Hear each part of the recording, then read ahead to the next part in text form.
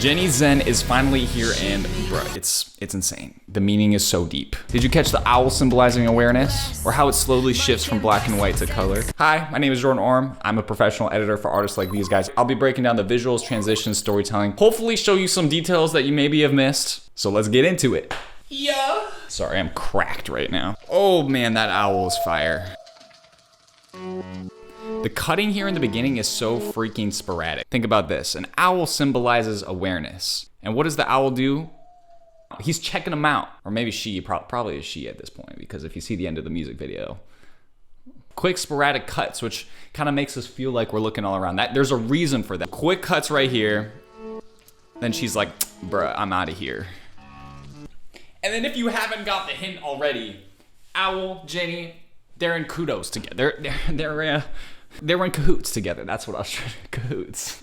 They're in kudos together is crazy, bro. Okay, so Jennie is introduced in an absolutely epic way. Like, take a look at this VFX shot, bro. It's crazy.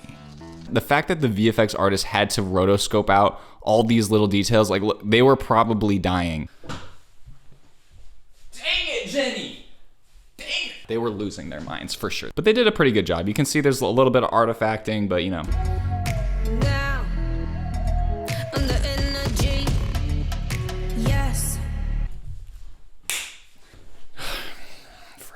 Okay, this song is fire, number one, but the editing is even better, all right? Now, so the song is obviously about finding your Zen. She talks about self-awareness, resilience, transformation, starting from nothing, turning into something. So how does that translate into editing decisions? Guys, look, Jennie had two different color eyes right here. Look at this. They did a little defocus. You know, you could do this in post, or they might have done it in camera, but the satisfaction of starting from out of focus to in focus, especially right as she opens her eyes, it's nice. It's really nice. And then we can reveal like, okay, she has two different colored eyes, which represents the Zen principle of duality.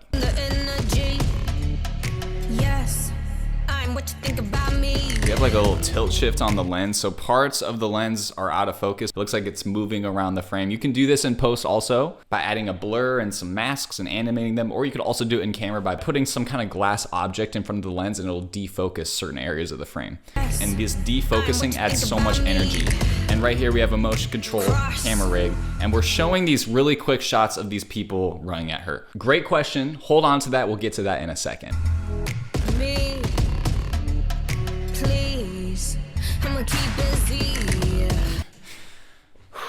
Okay, this is dirty.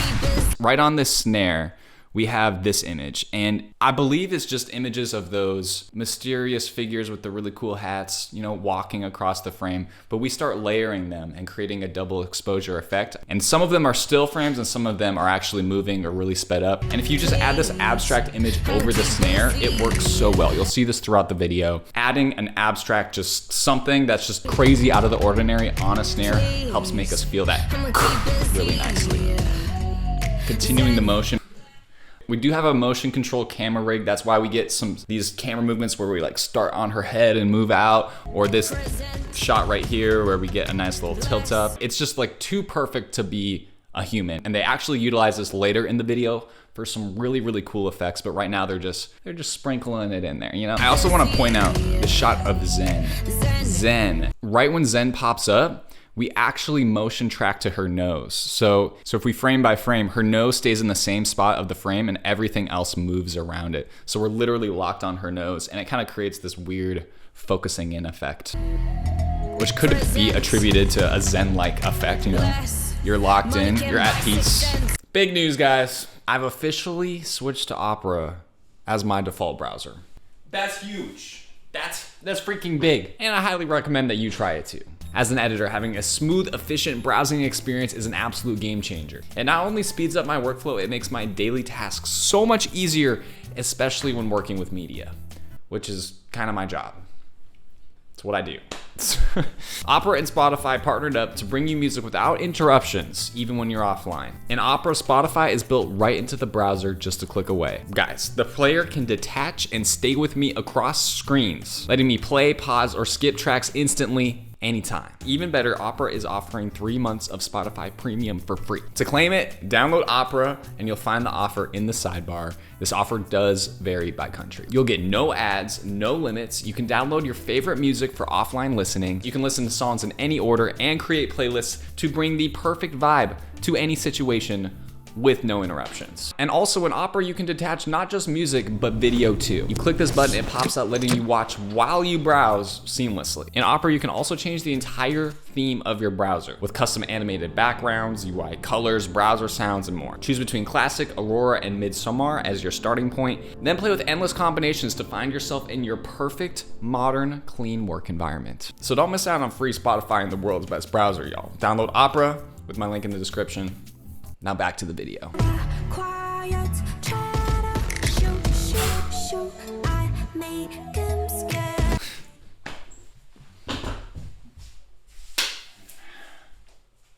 it!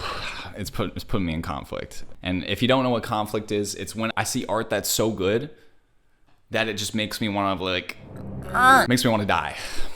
But in the best way, you know what I mean? We have just some sparks flying, like it looks like something's about to blow, and then on the lyric fire, it pops up. All of those like hooded figures, all the people that were just running at her, she just says, shoo, shoo, shoo, and they turn into feathers. They just absolutely disappear. So I'm assuming that's her talking about her career, and she has haters, she has people that are critical of her, and she's just like, bro, I'm zenned out. I'm at peace, I can just say bye-bye. You know, it's fine. And all of them just disappear. Dude!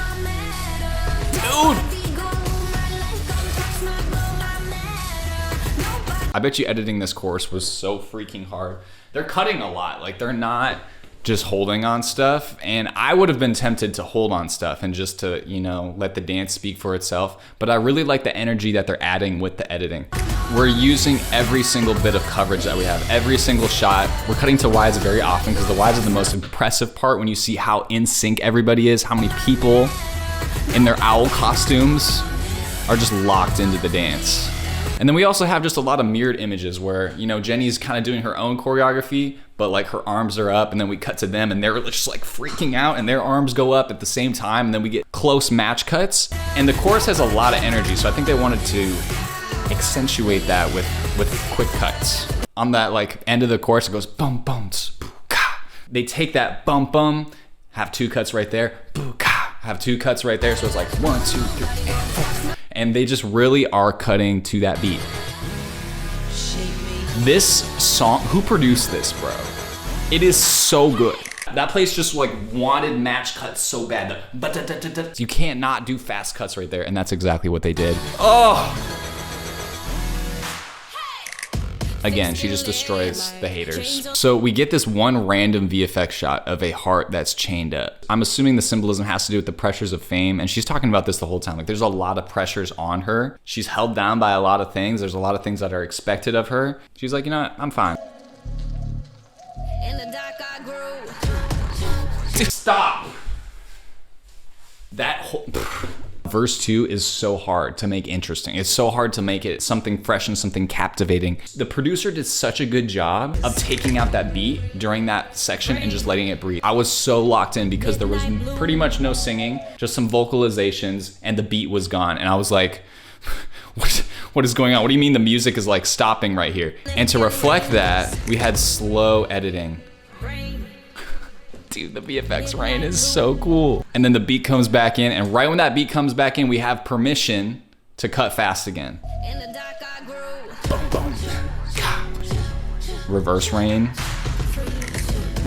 This VFX rain stop shot is dirty.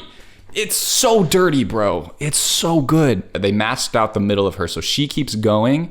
And I think most of these water droplets are VFX, but they also freeze frame the side dancers to really help sell it. And now we're starting to get a lot more color. Like, she's coming alive, she's connecting with, it looks like spirituality. You know, she's connecting with stuff beyond the physical. Like, she's zenned out for real. And honestly, this is where my peace comes from too. I was just talking with a friend who said you have to have peace in your heart. It's one of the most important things ever. And I completely agree. I believe in Jesus, and he is what gives me peace. I identify with what she's talking about here. It's pretty cool. And she literally talks about money not being the thing. So many of us, like including myself, I'm tempted to chase after money, but she says, money does not bring peace. Money does not bring friends. It's something else, all right? That's not the answer.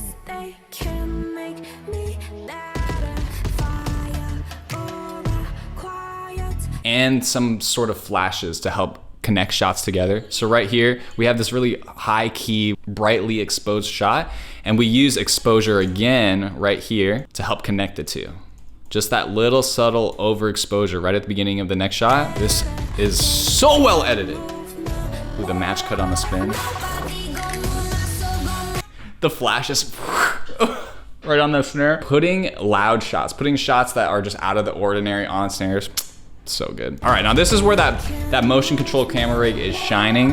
Right here, you can film as many shots as you want and start cutting them together, and the camera movement will always stay the same, meaning all you have to do is rotoscope out each of her, and then you can put as many of her as you want in the frame. And that's what they do right here. And then on this shot, it's just the exact same shot in a black void, but duplicated, and then all put on the blend mode of lighten. So you can kind of, overlap a little bit, and you can see how the bright parts of the image shine through and the dark parts kind of get erased.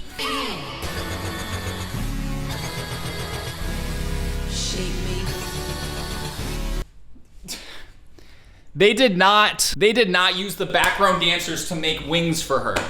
Who directed this? Who edited this? Who was the choreographer? Bruh. Dream team right here. Dream team. Ooh!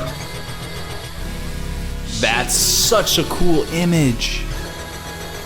Bro, look at this shot too. It's literally a shot of random lights on the snare. See, just taking some random clip and putting it on the snare, some bright clip, something that's visually different. So satisfying. Oh. The lotus imagery, we had this before too. When she said bloom, they had lotus flowers opening up. And a lotus is a symbol. They literally come out from mud and then bloom into one of the most beautiful flowers ever. So it shows her personal journey of starting from nothing, blooming into something absolutely beautiful. Okay, we got an owl POV, I like it. She's the owl. She's so zenned out, she's aware. If you never need a little bit of zen, you can always do some. If you want to learn to be an editor, I would love to mentor you. Check out my link below. God bless you. Peace.